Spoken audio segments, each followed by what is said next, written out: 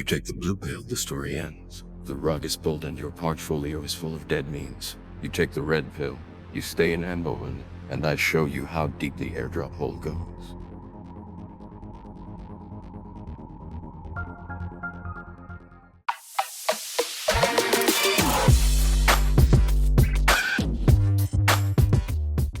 Hello everyone. It probably won't surprise you that today we'll talk about our favorite topic, airdrops. But not the how-to, not the checklist of Discord channels to spam or wallets to spin up. Today, we're doing something unique. We're going full red pill when it comes to crypto airdrops. You're gonna understand something that most people miss out on, the why behind airdrops. Because a good hunter doesn't just chase blindly. They study the behavior of their prey. I'm Stan, and today on airdrops.com, we do some big game hunting. Let's get into it. Before we talk about modern airdrops, let me ask you a question. Do you want 5 free Bitcoin? Yes, 5 Bitcoin for free for every one of you. Well, you're a bit late, I'm sorry. Late by about 15 years at that. You see, in the early days of Bitcoin, one of the first major distribution tools was the Bitcoin faucet. Believe it or not, it was just a website where you could press a button once a day and receive 5 Bitcoin. No strings attached. Simply click and claim. Today, that's life-changing money. But back then, 5 Bitcoin was worth a few cents. Maybe the price of a coffee, if you were lucky. So why were these faucets even a thing? Simple. The value of Bitcoin and crypto in general came from people using it. There were no DeFi protocols or NFTs back then. Crypto was a store of value experiment, and the game was to get it into as many hands as possible. Spread adoption, grow the network, and maybe, just maybe, it would catch on. And it wasn't only Bitcoin doing this. Early competitors like Dogecoin also launched their own faucets, giving away thousands of Doge to anyone who asked. Again, no catch. The idea was, take some coins, tell your friends, maybe use it for something later. That was the entire strategy, and today's airdrop campaigns still hold some of that same idea in their core. So I think it's important to know the origin story. However, the first real airdrop in the way we think of it today is considered to be Aurora Coin back in 2014. It was meant to be Iceland's national cryptocurrency. 50% was distributed to Iceland citizens and it made headlines. But in practice, well, the price chart tells the story. It launched big, collapsed quickly, and never really was a thing. Another win for government central planning, yay. But even though Aurora Coin didn't amount to anything, the idea for an airdrop stuck. For example, Stellar took the idea and turned it into a full-scale marketing weapon. In 2016 and 2017, the Stellar Foundation gave away billions of XLM to Bitcoin holders. All you had to do was prove you held Bitcoin. It was one of the largest crypto giveaways ever, and it turned out well for the project. Stellar got instant visibility, tons of new holders, and mainstream coverage. The airdrop wasn't just a gift. It was a strategy to go viral, and many projects to this day still follow that playbook. That idea evolved again in 2020 with the legendary Uniswap airdrop. If you had used the platform before the snapshot, you woke up to 400 Uni tokens in your wallet. At the all-time high of Uni, that was worth over $17,000. Real money for just being an early user. But it wasn't merely a thank you present. This was a governance airdrop. Uni gave holders voting rights in how the protocol evolved. This set a new precedent. Retroactive airdrops. No tasks, no shilling, just rewards for being early and real. That model was quickly copied by other major players like 1inch, ENS, DYDX, and Blur. If you've been following the scene, you must have noticed that there are many speculative airdrops where people put time and money into a platform that is yet to have a native token.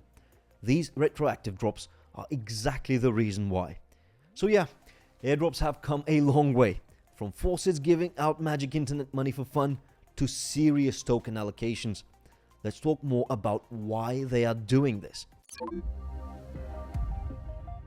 We covered some of this in a previous video about airdrops on a budget, and I encourage you to check out the full video on my channel or at the link below. But today we go deeper. I said it before, airdrops aren't charity. They are not some benevolent giveaway from a team that wants to help the little guy. They are a growth hack, a strategic user acquisition tool wrapped in a shiny wrapper of free money. But if you want to be good at hunting airdrops, you need to understand why they are happening in the first place. There are really two core motivations behind most airdrop campaigns, and most of the time, a project will lean heavily into one or blend both. First, we have the hype campaigns. These are designed to explode the presence across socials. You'll see point systems, leaderboards, referral codes, quests. It's often made to look like a game, and the price is a token allocation. Teams love these because they turn users into marketers. You do the work, they get the exposure. But not every crypto endeavor wants a flash mob. They want real users. So on the other side, we have the utility campaigns. These don't make as much noise up front. Sometimes they don't even confirm that an airdrop is happening. You just use the product, bridge assets, stake, trade, and if you're early and active, you might get rewarded. Now, here's the tricky part that 99% of people don't think about.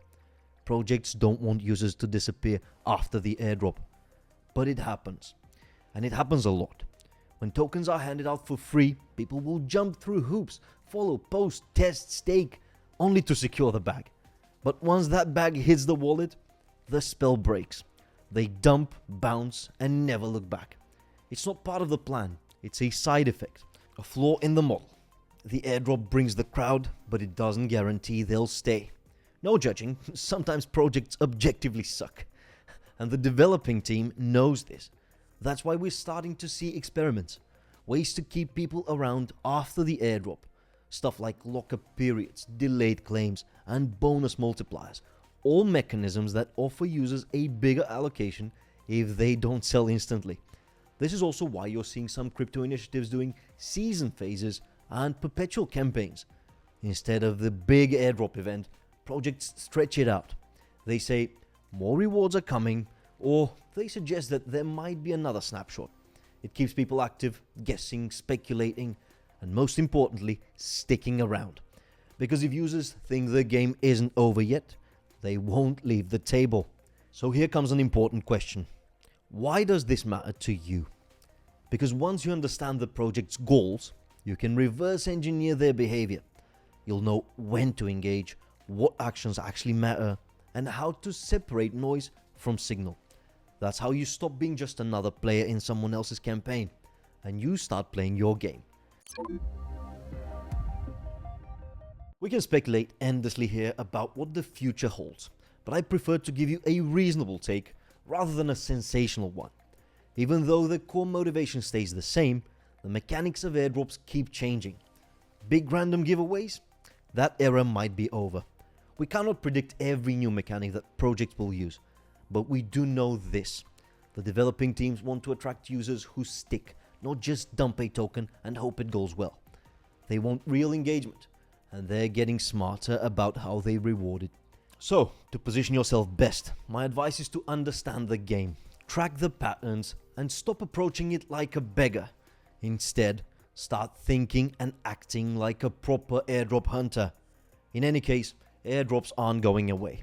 They are too effective. Even in a bear market, projects will keep using them to grow.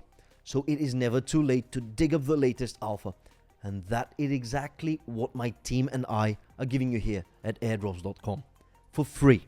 It's like the Bitcoin faucet I spoke to you about, but for knowledge. Well, my friend, that's your red pill moment. And now that you know how the matrix works, you can use it to your advantage. You've seen the mechanics, the psychology, and the future of airdrops. It's your time to hunt smarter now, not harder. If you enjoyed this airdrop red pill take, then give it a like and subscribe to the airdrops.com channel. I'm Stan, and I pledge to never take the blue pill, or at least not before I'm 65. That's it from me. Take care. See ya.